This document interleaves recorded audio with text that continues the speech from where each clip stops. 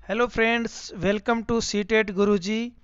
और आज हम डिस्कस करेंगे कुछ इम्पोर्टेंट क्वेश्चंस जो पीछे की जो एग्ज़ाम्स हैं उनमें आए हुए हैं, बाल विकास एवं शिक्षा शास्त्र से संबंधित, तो उनके बारे में हम अध्ययन करेंगे। तब तक आप हमारे चैनल को लाइक, शेयर और सब्सक्राइब कीजिए। पहला क्वेश्चन है कि निम्नलिखित में से कौन सा अधिगम के आकलन को उजागर करता है। तो इसमें ऑप्शन दिए हुए हैं कि शिक्षक मानक उत्तरों से विद्यार्थियों के उत्तरों की तुलना करके उनका आकलन करता है। यह आपका नहीं हो सकता, क्योंकि विद्यार्थियों उत्तरों की तुलना तुलना शब्द जहाँ जाता है, तुलना तो करनी ही नहीं है। किसी को विद्यार्थी में जो है हीन भावना पैदा हो सकती है। सेकंड ऑप्शन है शिक्षक विद्यार्थी की चिंतन प्रक्रिया पर ध्यान देने के अलावा उनकी अवधारणात्मक समझ का भी विकास का भी आकलन करता है। ये आपका राइट आंसर यही होगा, आपका 2 नंबर का। थर्ड है कि पाठ्य पुस्तकों में दी गई जानकारी के अनुसार विद्यार्थियों का आकलन करता है। पाठ्य पुस्तक के अनुसार आकलन नहीं करता है। शिक्षक किसी जो विद्यार्थी के निष्पादन का आकलन दूसरों के निष्पादन से करता है, तो ये भी आपका क्या हो जाएगा, गलत हो जाएगा। फिर नेक्स्ट है आपका कि बाल केंद्रित शिक्षा शास्त्र का अर्थ क्या है। ये अपन ने पढ़ा था एनसीएफ 2005 में। बाल केंद्रित का क्या अर्थ है, तो बच्चों के अनुभव और उनकी आवाज को प्राथमिकता देना ही क्या है, बाल केंद्रित शिक्षा शास्त्र है। नीचे इसमें राइट आंसर यही होगा इसका। नीचे देखिए, शिक्षण द्वारा बच्चों को आदेश देना, आदेश ये तो नहीं होगा। फिर है निर्धारित सूचना का अनुसरण करने बच्चे को सक्षम, ये भी नहीं होगा। और कक्षा में सारी बातें सीखने के लिए शिक्षक का आगे आगे होना, हर चीज़ में आगे नहीं होना चाहिए। बालक को क्या है, खुद के जो प्रश्न हैं वो खुद भी करने चाहिए और अपने अनुभवों का वो उपयोग करे। नेक्स्ट है इसमें आगे का क्वेश्चन कि निम्नलिखित में से कौन सा कथन भाषा और विचार के बारे में पियाजे और वाइगोत्स्की के दृष्टिकोण का वर्णन करता है। ध्यान रखना, पियाजे और वाइगोत्स्की। तो इसमें जो पहला विचार है आपका, पियाजे के अनुसार पहले विचार जन्म लेता है। विचार हमेशा क्या है, पियाजे कहता है कि विचार जो है वो पहले जन्म लेगा। और वाइगोत्स्की के अनुसार भाषा का विचार है ना, विचार पर भारी प्रभाव पड़ता है। तो ये आपका क्या होगा, राइट आंसर होगा। तो ये वाइगोत्स्की और पियाजे के अनुसार है। ये इंपॉर्टेंट क्वेश्चन है, रिपीट हो सकता है। फिर हम बात करते हैं नेक्स्ट। विद्यालय यात्रा पर जाने के लिए पोती को अपने पिता से बहस करते हुए देख दादी कहती है, तुम अच्छी लड़की की तरह आज्ञाकारी क्यों नहीं हो, तुम लड़कों की तरह व्यवहार करोगी तो तुमसे कौन शादी करेगा। यह कथन जो है वो निम्नलिखित में से किसको प्रतिबिंबित करता है। तो लड़कियों और लड़कों के स्वभाव के बारे में रूढ़िबद्ध धारणा जो है, वो रूढ़िबद्ध धारणा है, वो इसमें क्या है, दर्शाता है। लिंग समरूपता बिल्कुल नहीं होगा, लड़की के लिंग की गलत पहचान भी नहीं है। और बच्चों के पालन पोषण में परिवार की कठिनाइयाँ, ये भी आपका ऑप्शन नहीं होगा।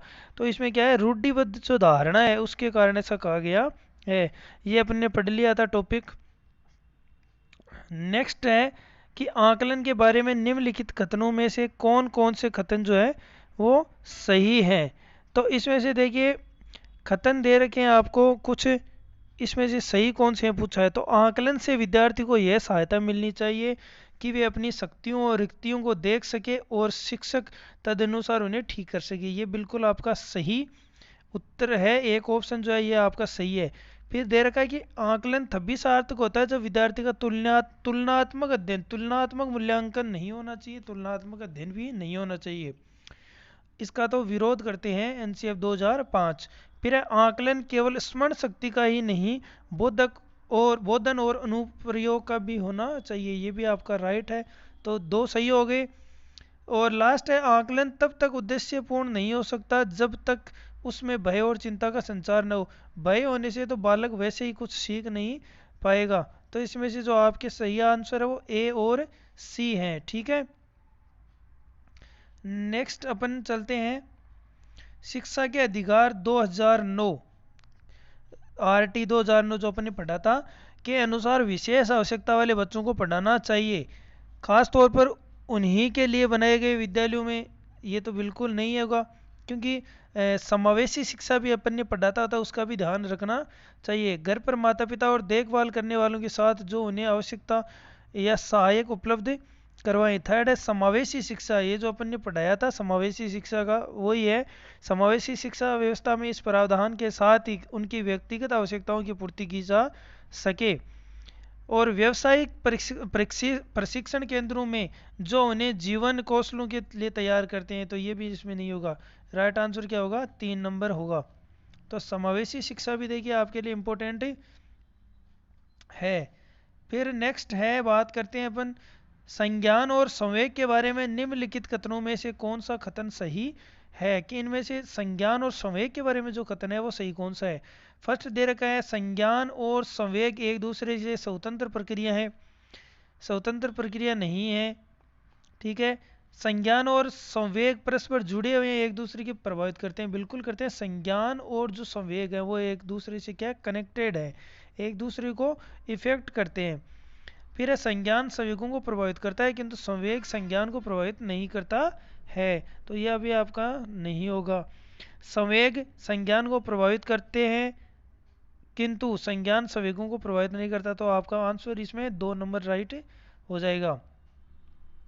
आगे नेक्स्ट है कि विविध शिक्षार्थियों वाली एक समावेशी कक्षा में सहयोगी अधिगम और समवयस्कों से सीखना, यानी जो विविध अलग अलग प्रकार के जो विद्यार्थी हैं उनकी एक समावेशी कक्षा है, उसमें अधिगम और समवयस्कों से सीखना। अब ऑप्शन दे रखे हैं, सक्रिय रूप से निरुत्साहित किया जाना चाहिए और प्रतियोगिता को बढ़ावा देना चाहिए। प्रतियोगिता को बढ़ावा तो कहीं भी नहीं दिया जाना चाहिए, इससे बालक क्या है डिमोटिवेट हो जाता है, फिर वो अगर मंदबुद्धि बालक है तो वैसे ही कम सीखेगा। केवल कभी कभी ही प्रयोग किया जाना चाहिए क्योंकि यह सहपाठियों से तुलना को बढ़ावा देता है, ये भी नहीं होगा। फिर सक्रिय रूप से प्रोत्साहित किया जाना चाहिए जिससे समवयस्कों की स्वीकार्यता बढ़े, बिल्कुल सक्रिय रूप से प्रोत्साहित किया जाना चाहिए। और कार्यान्वित नहीं किया जाना चाहिए और विद्यार्थियों को क्षमताओं के अनुसार अलग अलग किया जाना चाहिए, तो अलग अलग नहीं करना चाहिए, तो राइट आंसर होगा 3 नंबर, ठीक है। नेक्स्ट हम बात करते हैं क्वेश्चन नंबर अगले की, कि एक शिक्षिका जो है, एक शिक्षिका अपनी कक्षा में विविधता को संबोधित कर सकती है। अब आपको 4 कथन दिए हुए हैं, इनमें से कौन सा राइट है ये पूछा है, तो देखिए सही इसमें से कौन सा है, तो भिन्नताओं को स्वीकार करके और उसे महत्व देकर, यह आपका सही होगा। फिर है कि बच्चों को सामाजिक सांस्कृतिक पृष्ठभूमि का शिक्षा शास्त्रीय संसाधन के रूप में प्रयोग करके, ये भी राइट है। फिर है विभिन्न अधिगम शैलियों को समायोजित करके, ये भी राइट है 3 नंबर भी। और आगे है कि मानक निर्देश देकर और निष्पादन हेतु सर्व मान्य मानदंड और निर्धारित करके, तो मानदंड निर्धारित नहीं होगा, तो आपका राइट आंसर इसमें 4 नंबर है, ए बी और सी। इस साइड में हम देख लेते हैं साथ में 15 नंबर का क्वेश्चन जो है इसको, कि दो विद्यार्थी एक ही अवतरण को पढ़ते हैं फिर भी इसके बिल्कुल भिन्न अर्थ लगाते हैं, उनके बारे में निम्नलिखित में से क्या कथन सत्य है? संभव है क्योंकि अवतरण को समझाया नहीं जा सकता, ये गलत है। संभव नहीं है विद्यार्थी उसे दोबारा पढ़ना चाहिए, ये भी नहीं होगा। थर्ड है संभव है क्योंकि व्यक्ति के अधिगम को विविध कारण विभिन्न विधियों से प्रभावित करते हैं, बिल्कुल विभिन्न जो विधियां हैं उनसे प्रभावित करते हैं। संभव नहीं है क्योंकि अधिगम का आज से अर्थ लगाना है, ये भी आपका नहीं होगा। फिर बात करते हैं नेक्स्ट क्वेश्चन की 16 नंबर, कि राष्ट्रीय पाठ्यचर्या की रूपरेखा 2005 के अनुसार अधिगम अपने स्वभाव में और है, तो इसमें स्वभाव में सक्रिय और सामाजिक होगा, ये अपने पढ़ा था एनसीएफ 2005 जब पढ़ा था तब अपने इसको देखा था। नेक्स्ट बात करते हैं अपन क्वेश्चन नंबर 12 की, कि कोई शिक्षिका अपने कक्षा में फर्नीचर की तीखी धार वाले किनारों को रुई से ढका रखने को कहती है और छुओ तथा अनुभव करो वाले सूचना पटों का उपयोग करके करने को कहती है, वह किस वर्ग के विशेष विद्यार्थी शिक्षार्थियों की आवश्यकता पूर्ति करने का प्रयास कर रही है। तो वो दृष्टि विकलांग जो बालक हैं उनको, क्योंकि उन वो ये छू कर और अनुभव कर सकते हैं। श्रवण वाला इसमें नहीं हो सकता, सीखने वाला इसमें सीख न सकने वाला शिक्षार्थी और सामाजिक से वंचित भी इसमें नहीं होगा, क्योंकि उनको कम से कम दिखाई तो देता है, लेकिन दृष्टि विकलांग विद्यार्थियों को दिखाई नहीं देता है, इसलिए ये उनके लिए है।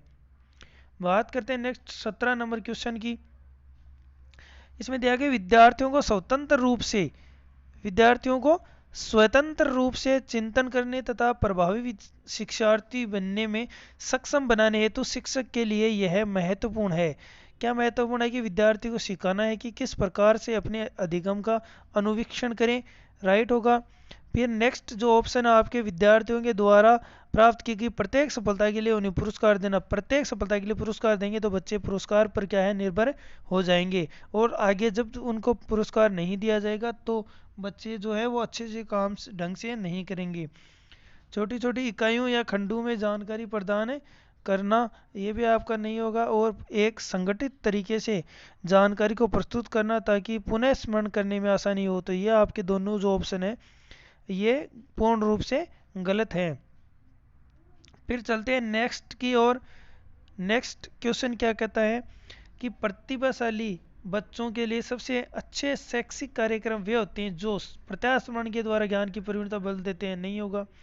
उन्हें अधिगम के न्यूनतम मानकों तक काम करने को प्रेरित करने के लिए उपहारों और पुरस्कारों का उपयोग। पुरस्कार तो पहले यह चर्चा आया था, पुरस्कार नहीं ध्यान देना चाहिए। उनके चिंतन को प्रेरित कर उन्हें विविध विचारों में व्यस्त रहने के अवसर देने चाहिए। बिल्कुल राइट है। उनके आक्रामक व्यवहार को नियंत्रित करके। तो ये आपके सभी गलत होंगे। इसमें सही आंसर क्या होगा? 3 नंबर होगा। फिर बात करते हैं हम 18 नंबर क्वेश्चन की।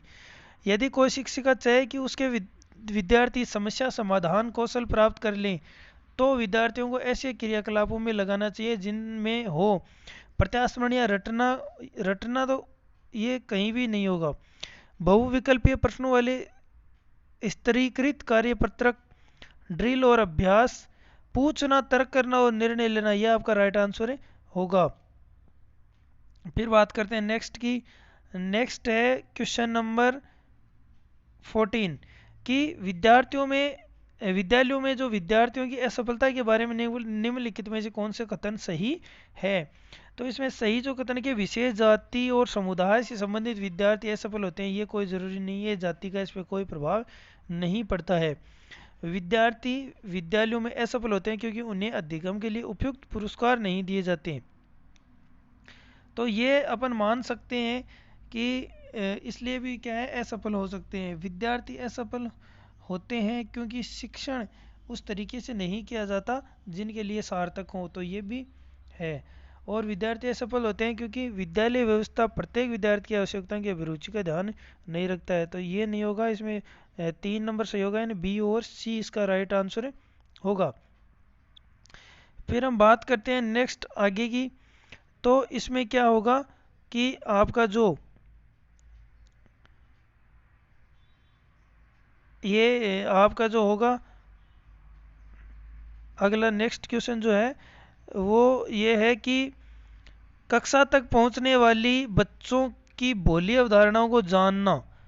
19 नंबर का क्वेश्चन है कि कक्षाओं तक जो